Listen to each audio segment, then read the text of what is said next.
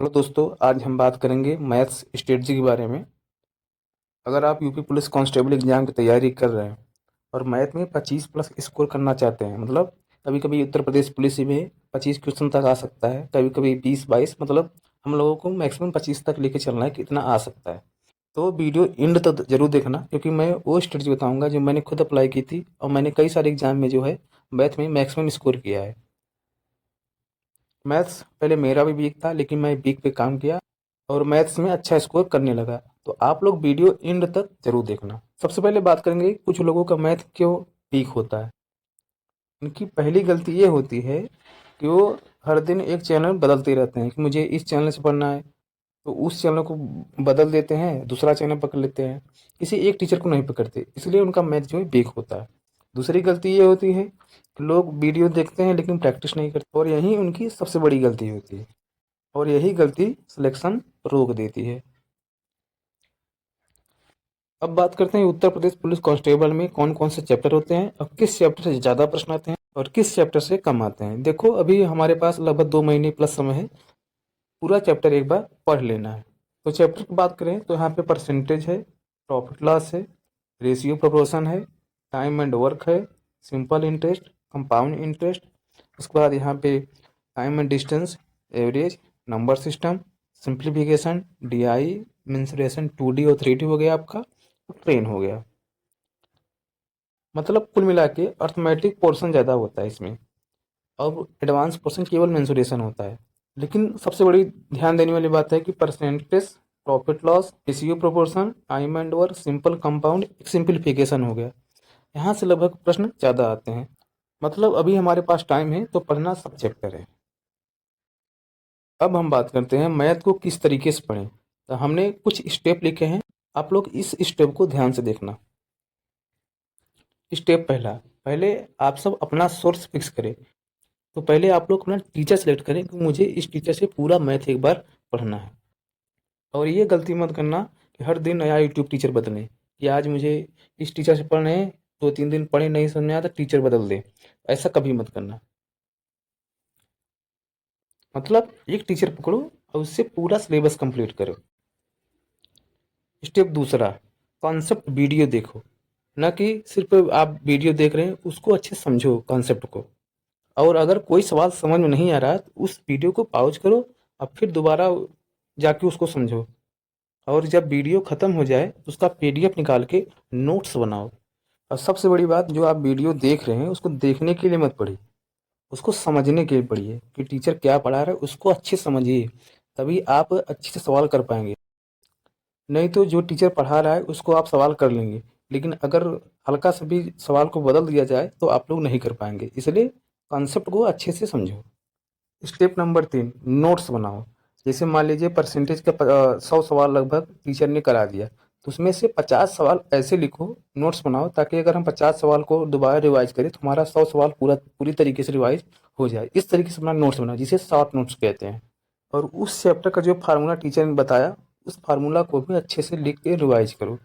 और यहाँ मैंने लिख भी दिया है कि पूरा टॉपिक आपको नहीं लिखना है, पूरा लेक्चर आपको नहीं लिखना है। जो मेन हो, जैसे टाइप 1 का लगभग 4 से 5 सवाल टीचर ने करा दिया, तो कम से कम 2 सवाल आपके नोट्स में होना चाहिए, ताकि आपका जब रिवाइज करो तो पूरा चैप्टर आप अच्छे से रिवाइज कर लो। Step number 4, practice. जैसे आपने परसेंटेज चैप्टर खत्म कर लिया, अब प्रॉफिट लॉस पे आप जा रहे हैं, तो क्या करें कि परसेंटेज जो आपने नोट्स बनाया उसको रिवाइज करते रहें। अब कुछ सवाल कि टीचर पहले पीडीएफ देते हैं, अगर आप कोर्स लेके पढ़ेंगे तो नहीं तो आप यूट्यूब से पढ़ें तो आप बुक रखिए।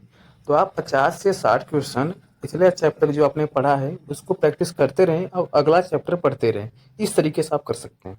और जब आपका पूरा चैप्टर कंप्लीट हो जाए तो आप कोई बुक उठाइए या तो कोई पीडीएफ हो, उससे आप पूरे तरीके से सवाल को प्रैक्टिस करिए। जैसे आपने जब पूरा खत्म कर लिया है पूरे चैप्टर को, तो आप परसेंटेज नोट्स उठाइए, उसको रिवाइज करिए, परसेंटेज बुक से उठाइए, सवाल को प्रैक्टिस कर लीजिए। इस तरीके से आप कर सकते हैं। आप यूट्यूब से भी प्रैक्टिस करते हैं, जो टीचर यूट्यूब से लगभग 40-50 सवाल 30 सवाल प्रैक्टिस कराते हैं, वहाँ से आप प्रैक्टिस कर सकते हैं। लेकिन ध्यान देने वाली ये बात है कि जैसे टीचर प्रैक्टिस करा रहा है तो आप वीडियो को पॉज करिए, उसके बाद सवाल खुद से सवाल करिए। तो इस तरीके से अपना मैथ स्ट्रांग कर सकते हैं। और ध्यान देने वाली बात यह है कि आप प्रैक्टिस के बिना ऑनलाइन पढ़ाई बेकार है। अगर आप ऑनलाइन पढ़ाई कर रहे हैं, वीडियो पूरा देख रहे हैं, तो आप खुद से भी प्रैक्टिस करिए, अन्यथा आप मैथ में पूरा का पूरा नंबर नहीं ला सकते। स्टेप नंबर 5, जैसे आपने पूरा चैप्टर कंप्लीट कर लिया, तो आप जब प्रैक्टिस पे जाएंगे तो एक एरर कॉपी बनाएंगे, मेरा कौन सा सवाल गलत हो रहा है, उस सवाल को अपने नोट्स में या फिर अलग से कॉपी बनाएंगे, उसमें लिखेंगे कि मेरा ये सवाल गलत हो रहा है, तो उसको लिख लेंगे अच्छे से। और अपने नोट्स के साथ साथ उसे भी 10 मिनट रिवाइज कर लेना, जो आपने ईयर कॉपी बनाई है,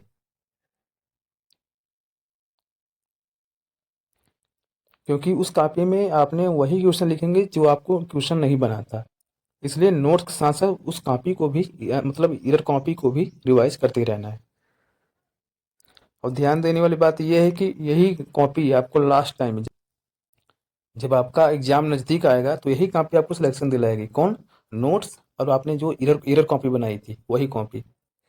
स्टेप नंबर 6, अब आपने पीडीएफ लगा लिया या बुक लगा लिया या यूट्यूब से पढ़ लिया। लेकिन यूट्यूब से अगर आप पढ़ाई कर रहे हैं, प्रैक्टिस कर रहे हैं, तो ध्यान देना कि कोई बुक साथ में लेके चलना। स्टेप नंबर 6 पे आप मिनी मॉक लगाइए मैथ्स का। टेक्स्ट बुक मिल जाएगा या बहुत सारे प्लेटफॉर्म है, वहाँ पे आपको मिनी मॉक मिल जाएगा। उस पर क्या होता है, टाइम लगा रहता है, आपको सिर्फ प्रैक्टिस करना होता है। और मिनी मॉक ही आपका गेम चेंजर है, ध्यान देना, क्योंकि यहाँ से आपका स्पीड बढ़ेगी, एग्जाम के लिए आप तैयार होंगे, टाइम के अंदर आप अच्छे सवाल कर लेंगे। और यहाँ से भी जो सवाल गलत हो रहे हैं उसको आप एरर कॉपी में जरूर लिखना। और ध्यान देना कि एरर कॉपी मार मोटी मत बनाना। जैसे कोई सवाल आपको नहीं बन रहा है तो पहले आप प्रयास करिए, अगर बन जाए ठीक है, अगर नहीं बनना है कि आपको लग रहा है कि हाँ ये सवाल अच्छा है, तब तभी आप एरर कॉपी में लिखिए, ताकि दोबारा आप रिवाइज कर सकें। अगले स्टेप बात करें तो जब आपका एग्जाम नज़दीक आ जाए, लगभग 15-16 दिन जब एग्जाम आपका बचा रहे, तो आपको केवल मॉक टेस्ट देना है, मिनी मॉक देना है, एरर कॉपी बनानी है आपको, और फार्मूला रिवाइज करना है। और सबसे बड़ी बात, न्यू टॉपिक पढ़ना बंद। खाली आपने जो नोट्स बनाए उसको रिवाइज करो, एरर कॉपी जो बनाए उसे रिवाइज करो। इस तरीके से आप कर सकते हैं। और फिर मैं आपको एक बार बता देता हूँ कि ऑनलाइन पढ़ाई तभी काम करेगी जब आप प्रैक्टिस और डिसिप्लिन में रखोगे। प्रैक्टिस आप जितना करेंगे उतना आगे जाओगे, ध्यान देना। अब एक बार फाइनल समरी देखते हैं कि क्या क्या मैंने आपको बताया। पहला, सोर्स फिक्स करो कि मुझे किस टीचर से पढ़ना है। वीडियो आप देखें कि अच्छे से, इसके बाद नोट्स बनाए बाकायदे, फिर प्रैक्टिस करें 50 से 60 क्वेश्चन। आप 30 क्वेश्चन भी प्रैक्टिस कर रहे हैं रोज तो भी अच्छा है। एरर कॉपी बनाएं, उसके बाद मॉक दें, उसके बाद डिस्ट्रैक्शन से बचें। मतलब डिस्ट्रैक्शन का मतलब बार बार टीचर बदलना, इंस्टाग्राम पे ज़्यादा समय देना, तो ये सब जो है बचिए आप। और हाँ, ध्यान देने वाली बात यह है कि आप मैथ अगर आपका वीक है तो रोजाना 3 घंटे से कम जिन पढ़िए। 3 घंटे आपको मैथ्स में देना ही देना है। ऐसा क्यों? क्योंकि आप एक वीडियो देखेंगे रोजाना, और वीडियो के साथ साथ कुछ नोट्स बनाएंगे, कुछ सवाल भी प्रैक्टिस करेंगे, इसलिए आपको 3 घंटा जरूर देना है मैथ्स में। तो साथी, ये रहा मैथ्स स्टडी वीडियो। अगर किसी और सब्जेक्ट की स्ट्रेटजी चाहिए या फिर कुछ दिक्कत हो तो आप कमेंट कर सकते हैं। मैं हमेशा कोशिश करूंगा कि आपके कमेंट्स का रिप्लाई दे सकूं और आपकी कमियों को दूर कर सकूं। आप लोग इस चैनल को सब्सक्राइब कर लेना, ताकि आपके तैयारी में जो छोटी छोटी कमियां हैं मैं उसको दूर कर सकूं और आप लोग सिलेक्शन के करीब पहुंच सके। जय हिंद।